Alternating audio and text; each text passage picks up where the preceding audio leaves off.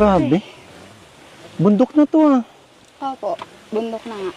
Buti sanay ka dito. Oo naman po, syempre sa pagtatrabaho ko dun. Pero ano ah. Kung saan na rin ako nakakarating, nakakapunta ka po sa may pupunta dyan. Ano ka ba? Ang bata-bata mo pa. Huwag ka masyadong magagala dito. Delikado. Tsaka walang tao. Walang mga bahay. Alam mo, napakadelikado dito. Oo nga po. Lalo na kapag minsan, alam ko mag-isa ka lang minsan eh, di ba? Opo. Kung saan na nga nakakarating dyan? Dyan po, papunta dyan. Teka lang. Ano po?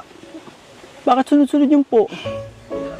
Eh kasi, ginagalang kita kasi mas matanda ka sa akin. Pero kahit na pwedeng alam mo naman mag-tandem tayo dito tapos panay po ka. Tsaka 27 pa lang ako. Okay. Sige. Hindi na ako po. Last na yan ah. Sige po. Tsaka huwag mo na akong tawagin kuya. Ano pong gusto niyo itawag sa inyo? May po na naman. O, di anong gusto mo itawag sa'yo? Krista, stop. Okay. O, Huwag mo na kayo po ha. anong gusto mo itawag sa'yo? Mikoy na lang. Okay. Call me Mikoy. Ha? Okay. Okay. Mikoy. Kulang pa yan. Dapat mas cute pa.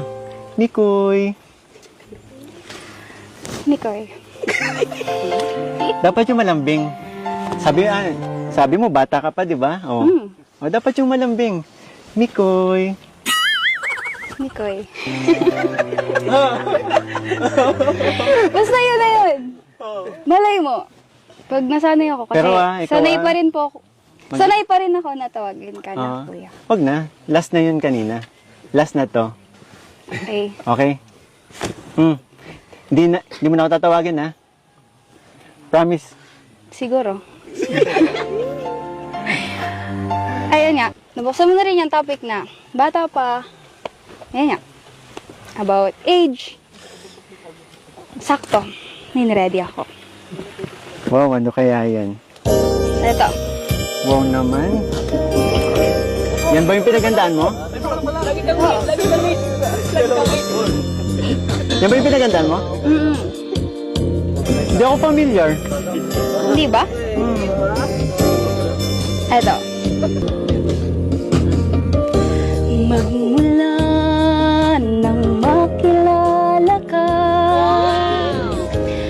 ang buhay ko'y nag-iba. Ang dating tahimik kong